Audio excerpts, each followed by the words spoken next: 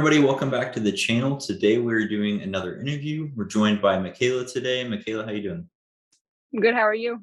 Doing good. Thanks for coming on. We're gonna just do an interview, get you an opportunity to tell people your story, how you started, how you've been scaling your business. Let's start off with talking a little bit about what's your background and how'd you get started selling on Amazon? So I actually started with reselling and botting with consoles and GPUs, all the high ticket items. I originally started manually buying PlayStations and Xboxes about 2 years ago. And then someone's like, hey, why don't you try botting? And I'm like, I know nothing about coding or software or bots or anything like that, but I gave it a try. And I opened an eBay store last September and I did pretty well in there. And then obviously the GPU crash happened and you see a lot of people, transitioning into Amazon now. So I feel like that definitely has helped me a lot because I knew some things about reselling and cash flow and all that stuff. Yeah. How'd you find out specifically about selling on Amazon? So I had a friend of mine who got me into eBay selling originally, and he actually had a store and he was doing very well on it and he gave me some tips and stuff. And I originally tried to sell a few things back in quarter 4, and obviously I didn't have the permission to do so because I didn't have a store before September or whatever the date was. So I did a lot of FBA and actually sold a few Magic Mixies. And I FBM'd those. Yeah, I had 5 of them. They sold literally within an hour. And I was like, hey, this is actually kind of cool. So then I think it was probably January when I started taking a little bit more seriously and I started looking into it. And I was like, there's a lot of processes around the ungating and all these things that I didn't even know how to do. On eBay you can literally list pretty much whatever you wanted. So I was like, yeah, this is kind of tough. I don't know if I'm really cut out for it. Maybe I'll just stick to eBay. And then I had an opportunity to join a small mentorship group from one of the Discord groups I was in, and they really helped me out. And now here I am today. Awesome. Yeah, you talked about how there's more barriers to entry for Amazon whenever you get started out, and a lot of people can get discouraged by that. But when you think about it long term, those barriers to entry are actually going to make you more successful long term because the people who are able to overcome those are going to be able to do a lot better than the people who don't and just give up early on.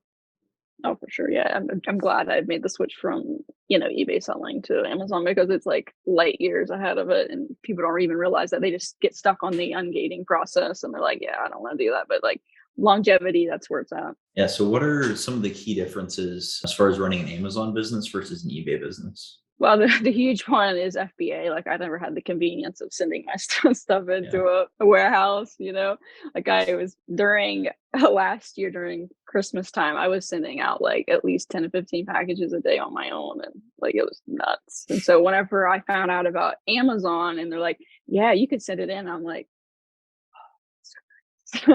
but I still enjoy, doing some FBM, that's my roots of doing, because eBay, I did all myself.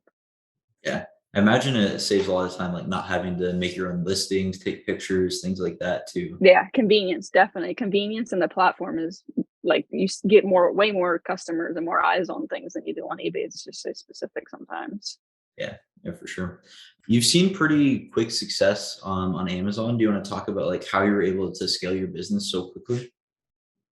Like I said, the eBay background, having that in my tool belt has definitely helped a lot. Obviously, groups has been tremendous help, mentors, Miles and Warner's group, and everybody, just anybody that helps people, just does tutorials and stuff on, newbie stuff on FBA and all that. It definitely has helped a lot. And it's just just keep grinding, you just gotta keep, once you find your momentum, you're good to go. And it's just accepting help too. I ended up getting a VA. I was kind of hesitant about it at first. I was I'm kind of hands-on. I like to manage my own stuff, and that it's been a huge help. I can only do so much. I only have, one pair of eyes. So having help has also, helped a lot. Yeah, definitely. Getting a VA is a game changer. I was actually thinking just today Totally. about how a lot of times as business owners, we are trying to grow a business, but we fail to realize that we are the bottleneck in the business because we don't like to outsource stuff. We might think we're the best at that job or it's not going to get done right if we don't do it. But once you can start to outsource everything, that's when your business is really going to start to grow. Yeah, that's one I definitely noticed. My even profit wise, myself, my percentage was under 10%, which is not great at all. and it's now almost like 16 or 17%.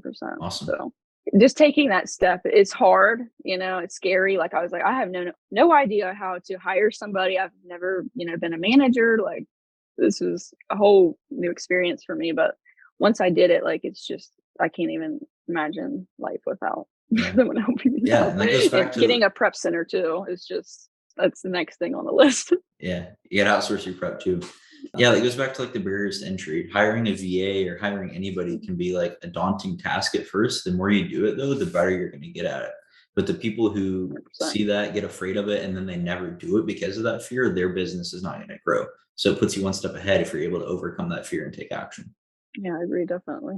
Did you have a lot of startup capital by the time you get to Amazon, or are you leveraging credit? Just kind of talk about that. I had some capital from, botting. A lot of it was credit cards. I actually have a horrible credit because I just graduated 2 years ago and I haven't worked an official job because I've had medical issues. So my capital was constrained for a long time. I ended up getting like 8 or 9 personal cards, which I don't recommend, but the highest limit I think I had was like $2,000. So that was definitely an issue at first. And then, thankfully my dad helped me get a business card. So after that, it's been a lot better. You want to share your favorite personal card and then maybe what business card you got? My personal favorite is probably the Discover student card. It's a That great was card. actually my first Same. card. They Yeah. they took a chance on me. They're like, she doesn't have a job. She's only 23. Like it's crazy, but I'll give her. And they gave me like $1,500, which was a lot. Yeah. At that time, I didn't have any at all. And the rewards are nice as well. The cash back, and they have like for different quarters. There's different cash back percentages and different stores, and that's also very nice. Right now, I really like the blue AMEX, like the blue business cash Yeah. back card. Yeah, I've heard that one's That's pretty my good. favorite. It's very nice. The cash back is very nice, and I just do like the credit for the statements. I don't like travel or anything crazy, so I just like just give me the the credit back to my account. Yeah, But now I also just got the Plum great card card. in the mail. It's nice as well. That definitely helps with capital. Yeah, it's really good for cash flow, having the 60-day Mhm. payment terms. 60 days is a game changer. I mean, like right now, I'm still under the 0%. So on my blue card, because I just got it, I think it was in like October or November last year. So, I'm coming up with here soon. So I was like, I probably should go get the Plum. So I got the Plum, and that definitely it's a game changer. If you can get that card, that's that's definitely worth Yeah, it. I would say it's like one of the best cards that I'll recommend to people in the Amazon game because like having that extra 30 days is just Oh so yeah, huge to be able to sell through your inventory. I recommend people start out like if they're just looking for a personal card somewhere to get started, that Discover It student that you mentioned. That was my I first think it's card. game They changer. also gave me a $1,500 limit. Like if you're a student, take advantage of that because they're much more likely to approve you while you're in school right now. It's I an think awesome card. most of my cards are student because like I said, I didn't have a credit and I didn't have a job. Yeah. So a few days ago on your Instagram, I saw you posted your spend goal of 50K for the month. Do you want to talk about like reverse engineer that? So like, how did you come up with that? Why is that your goal? What is that going to accomplish for you? So last month I did about 32,000 in sales. And for the last few months, I've been trying to at least go up like 10,000. When I first started, I was at 10, then 20, then 30. And then I was like, you know what? Let's full send it and let's try. Let's try doubling it. I also was getting close to 100K in sales total. So I was kind of like, you know what?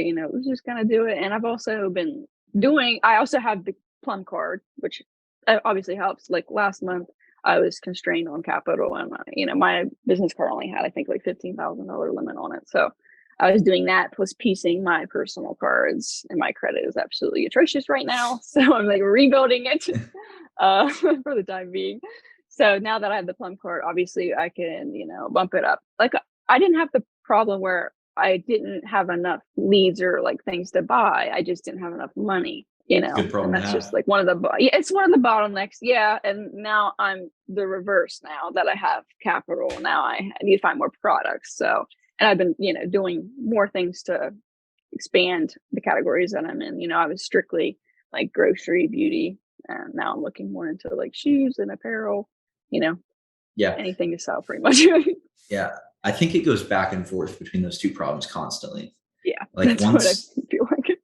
you're going to be at a point where you're struggling to find enough leads to spend your capital. And then the next thing you know, you have way too much capital and not enough leads. And it's just going back and forth. Like 2 weeks ago, I was just over flooded with leads. Not 2 weeks ago, maybe like a month or so. I was over flooded with leads and couldn't get any capital. And then I look at AMEX today and they're literally going to give me like close to $250,000, but I can't spend that much money. It's crazy. And That's it just goes crazy. back and forth between those two. It's just finding the balance, but like Yep. that's I haven't figured that out just yet. Yeah, it definitely takes time. So kind of how do you operate your business today? Are you give us like the day to day? Are you sourcing most of the day, or what's the breakdown?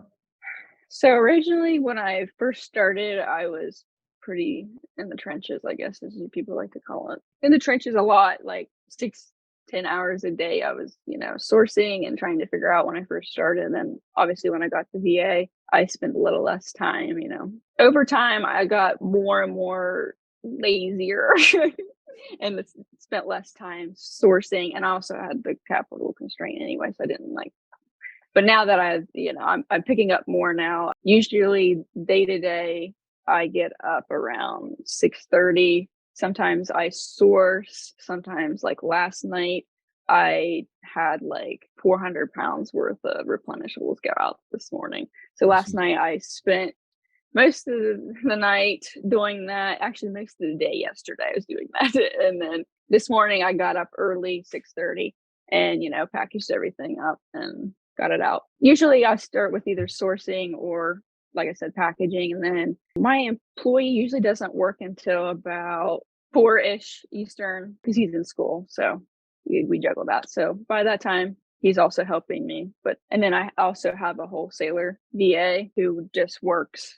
I don't know if he even sleeps, to be honest, because he's just like, all hours of the day. Like and I know it's like really late there, he's still texting me, and I'm like, you go to sleep. I'm like, so usually I'm filtering through emails, just doing that and answering questions or filling out forms or paying for things, but pretty much. And then by the evening, I'm going through my sales and like checking for refunds and reimbursements and, anything else that if there's anything that, over that needs to be fixed. Pretty much I go Yeah. and look at that. But my day to day, it just varies, depends, I don't spend a whole lot of time doing work anymore, but I'm going to obviously increase that now that I have bigger goals set for myself.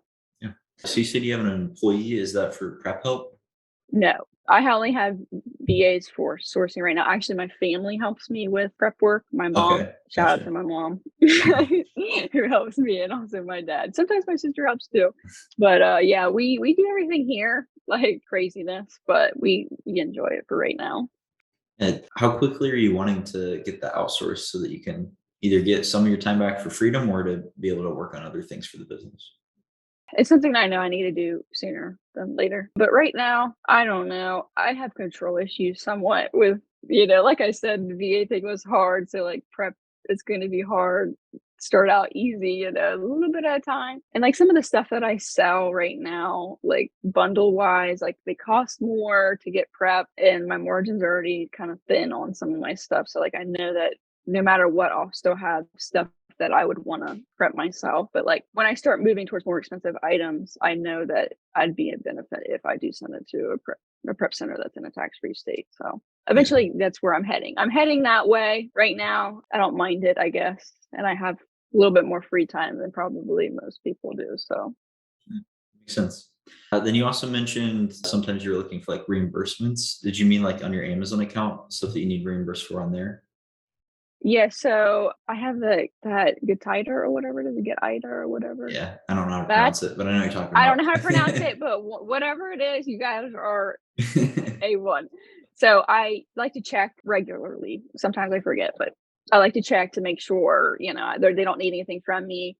And then I also like to check to see if like my refunds from like 45 days ago, if those are starting to come in or not, or if like Amazon forgot about me, because that does happen. Like you always don't get your stuff back. Like they just got like $550 from me last month. Yeah. So It's just free money, essentially. Yeah. Like, I'm not going, I don't know if anybody who wants to sit there and like rake through things and stuff, like, I don't have time for that. So they get it for me and they get a percentage. That's okay with me. I wasn't going to get it back anyway. So Yeah. might as well pay you guys for it too. So Do you know what the percentage that they charge? it's like 20 or 25%. It's not anything crazy. Like I said, free money to me. Like, I was not going to sit there for hours on hours sorting through all of my transactions and all my shipments and all that. So it's totally worth it for me. Totally worth Yeah. it. Anyone who doesn't have a reimbursement service yet should definitely get one. It's literally money that you were never going to see in again anyway. And most of the companies, they only charge you a fee whenever they actually recover money for Yeah. you. So they're very motivated to recover money for you because of the fee structure. I currently use Riverbend Consulting and they charge 20%, which it's not bad at all. No, I was worried about it at first because I didn't know the whole aspect of how this was going to work. But then I found out like they only charge you what, like you said, what Yeah. they recover. And they had like a promotion going on when I signed up, and it was like $400 basically for free. And then after that, you would owe. And I only paid like $35 after that so far. So It's awesome. really not that bad at all. What repricer are you using? So I had Aura, and then I just switched to Be Cool. So kind of like testing the waters a little bit. I'm not sure. I literally just got it a couple of days ago. So Do you have I did like AI? Aura, but yeah, Okay, cool. I just noticed like with Aura, I don't know if it was like a user error. It probably was because I'm not the best with that, but it would just tank my listings. And like I had it set to where it shouldn't have been tanking, and it still was like, and I was like in the negative 25%. And people probably thought I was crazy. Like, why is this person? Oh, and I was like, this is a nightmare. So I ended up switching to Be Cool. So we'll see. It's done okay so far. Right now, I don't know if you've had issues with like FC transfer and like check-in times, and like everything is so slow for me. I don't know if this is Yeah, the warehouse I'm sitting to. mine have actually been pretty good, thankfully. Oh, I don't know where mine's going. Somewhere in Indiana, but that one, it must be really slow because like I have stuff sitting in there since like May 18th that it's still being checked in. So Are you in the InStock Headstart program? yeah, I have no idea what that is. Okay, you should enroll in it. So basically, InStock Headstart is as soon as UPS scans your package, your items can start selling. So it'll show a delayed shipment date to the customer. It's like if I ship something out today and it's in the InStock Headstart program, it can be sold whenever UPS starts scanning it, but Amazon might tell the customer like this is going to show up mid-July, for example. So the customer might be less likely to buy it, but at least your items are available for sale. I'll look into that. Yeah, that sounds Yeah. nice. I need to do that. Yeah. Then as far as repricers, I technically have had Be Cool for like a free trial, but I've never really used them. So I don't know how well they work. I'm curious to hear more about your experience with them as you've used them more. But I've used Aura. I liked them. Like you said, I found them to kind of be more like price tanky, but I'm currently using Seller Snap and I really like it. It's their AI repricer that I use. It's kind of like set it and forget, because their AI like studies the listing and then figures out how it's supposed to increase your price accordingly. And they target an equal buy box share among all competitive sellers in the listing. So it's really like adverse to tanking the price, which is awesome.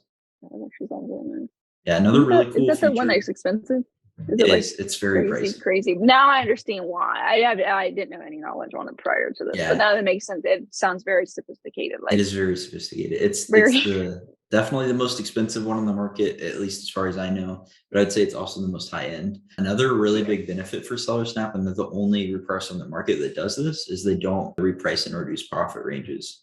So for anyone who doesn't know what that is, it's like for the grocery category, for example, between the prices of $15 and $16.24, you actually lose money because there's increased referral fees in that range. Seller Snap will not reprice your products within that range. So if you're selling a lot of groceries, the fee savings alone could cover Seller Snap's price.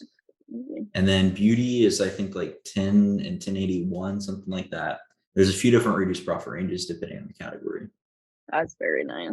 Once I get big enough, I'm gonna have to look into that. Yeah, you said you did like 30,000 last month in sales. Mm-hmm.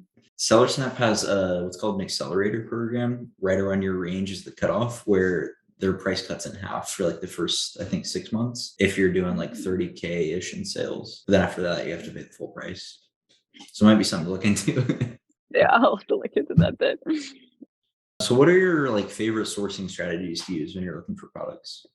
So I pretty much only do storefront stocking right now. I did do a little bit of tactile arbitrage, but like I was gonna get the hang of it. It made me mad, so I try it probably three different times now. But like, if you know what you're doing and you know how to use it and all that, like it's a good tool. But like, I just couldn't get the hang of it, so I felt like I was more effective doing storefront stocking, and I just use Accelerator, and then I do Keep, obviously. Yep. But Those are two that's great pretty much how tools. I do it, and that's all I use to find my stuff anymore.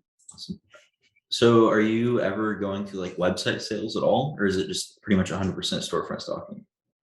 I'd say probably like 80% storefront, 20%. Depends Gotcha. on if there's like a big sale like Memorial Day, stuff like that, back to school, Black Friday, stuff like that. Like, yeah, it changes. But unless I know specifically about a site that has stuff on it that either I've sold in the past or like it's similar to the stuff that I sell now, then I usually don't mess with it. It just takes too much time. I can, get through a lot more just doing storefront.